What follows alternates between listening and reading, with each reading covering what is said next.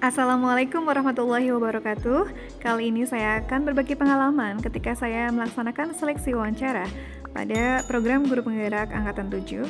Berikut adalah pertanyaan dan jawaban yang saya berikan pada seleksi wawancara. Pada waktu itu, asesor mengawali wawancara dengan memberikan pertanyaan pembuka dan meminta saya untuk memperkenalkan diri dan menceritakan diri saya. Tips dalam menjawab pertanyaan ini yaitu dengan cara menceritakan ciri khas kita, karakteristik kita, dan kekurangan kita, serta solusinya yang kita lakukan untuk menangani kekurangan kita.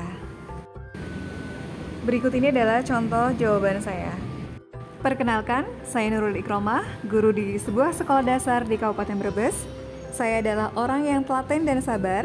Berkat dari ketelatenan dan kesabaran saya dinobatkan sebagai guru spesialis kelas 1. Karena menjadi guru kelas 1 itu bukan sesuatu yang mudah. Butuh kesabaran tingkat tinggi untuk menghadapi anak-anak dalam masa peralihan taman kanak-kanak ke sekolah dasar. Oleh karena itu, belum tentu semua guru mau diamanahi menjadi guru kelas 1. Saya juga merupakan pribadi yang suka belajar.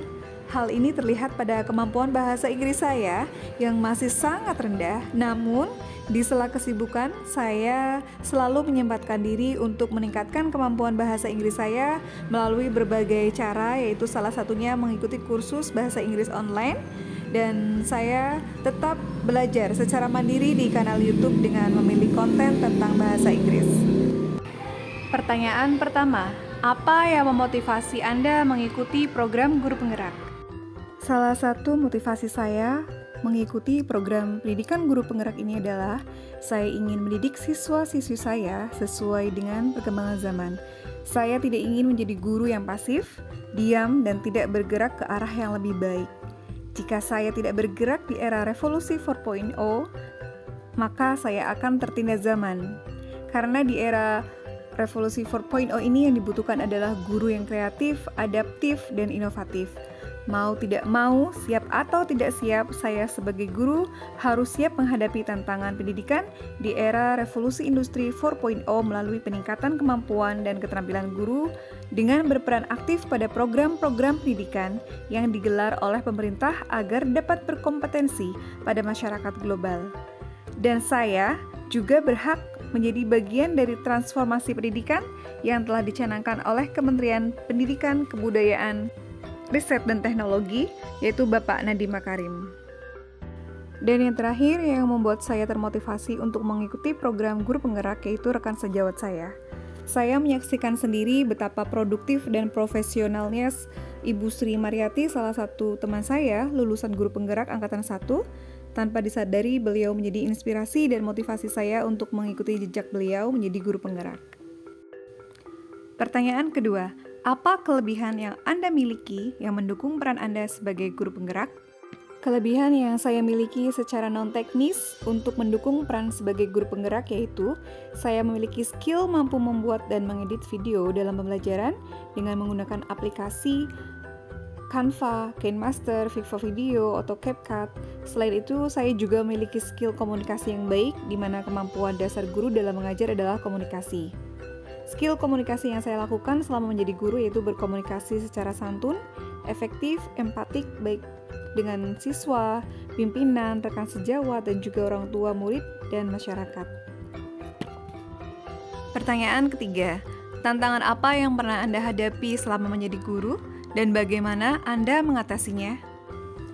Tantangan terbesar yang pernah saya hadapi yaitu pada bulan Juli tahun 2020, di mana Indonesia waktu itu masih dinyatakan darurat pandemi COVID, sehingga siswa dan guru tidak dapat melakukan pembelajaran tatap muka secara langsung. Hal ini membuat saya sebagai guru kelas 1 merasa kewalahan untuk menuntaskan kurikulum 2013 dalam masa pandemik karena tidak bisa bertemu langsung dengan siswa secara intensif seperti sebelumnya. Di awal tahun ajaran baru saya mencoba untuk menerapkan pembelajaran daring dengan memanfaatkan aplikasi WhatsApp Group di mana saya melakukan video call dengan siswa menggunakan rekam suara untuk bertanya atau memberikan ulasan tugas. Namun ternyata pembelajaran secara daring tidak efektif karena masalah utamanya adalah saya menemukan 22 dari 25 siswa kemampuan membacanya masih tahap pra membaca. Orang tua juga masih belum bisa diandalkan sebagai pembimbing di rumah karena banyak dari mereka yang literasinya masih rendah bahkan buta huruf, sehingga sulit membantu anak belajar dari rumah. Akhirnya, saya merasa tertantang dan mencari solusi dan inovasi agar siklus pembelajaran tidak terhenti. Saya menggalakkan program gerakan Aku Gemar Membaca atau AGM. Dengan melakukan kunjungan ke rumah siswa atau home visit atas izin wali murid, komite sekolah, dan kepala sekolah dengan tetap mematuhi protokol kesehatan. Pertanyaan keempat, bagaimana cara Anda melakukan pengembangan diri? Saya selalu mencoba untuk mengembangkan kompetensi saya sebagai seorang guru, salah satunya dengan mengikuti berbagai workshop, seminar, webinar, dan pelatihan. Akhir-akhir ini saya sangat aktif dalam melakukan pelatihan pengembangan diri pada platform Merdeka Mengajar, di mana saya selalu mengikuti dan melaksanakan topik-topik pada PMM dan berhasil mendapatkan sertifikat PMM. Saran saya jika teman-teman memiliki sertifikat, baik berupa PMM atau webinar, maka dipersiapkan sebaik-baiknya untuk dijadikan sebagai bukti kepada asesor. Pertanyaan terakhir, pertimbangan atau alternatif apa saja yang Anda hadirkan dalam membuat keputusan? Sebagai seorang guru, kemampuan untuk mengambil keputusan yang baik merupakan hal yang harus dimiliki karena keputusan yang saya ambil menyangkut tujuan dari pendidikan sebelum mengambil keputusan. Saya selalu berusaha mengevaluasi kembali keputusan sebelum diimplementasikan. Terkadang jika saya mengalami kebingungan dalam mengambil keputusan, maka saya meminta bantuan kepada rekan sejawat yang berpengalaman, bahkan juga menanyakan kepada kepala sekolah, karena saya yakin pengalaman yang mereka miliki dapat membantu saya untuk berpikir dan mengambil keputusan. Pertimbangan lain yaitu saya akan menimbang kembali risiko dari keputusan yang saya ambil. Seperti halnya pada saat menjelang kenaikan kelas tahun 2021, di mana saya menemukan peserta didik yang masih bermasalah dalam pembelajaran di kelas, sementara penilaian akhir tahun harus segera dibuat untuk dimasukkan ke dalam e-rapot. Saya sudah melakukan berbagai upaya untuk memperbaiki masalah ini. Di antaranya, saya sudah memberikan jam pelajaran tambahan ke siswa tersebut, melakukan pendekatan secara pribadi, dan sudah melakukan kunjungan ke rumah yang bersangkutan untuk mengkomunikasikan dengan orang tuanya. Namun ternyata siswa tersebut adalah siswa yang, mohon maaf, broken home, yang ditinggal oleh kedua orang tuanya dan diasuh oleh kakaknya yang sakit-sakitan.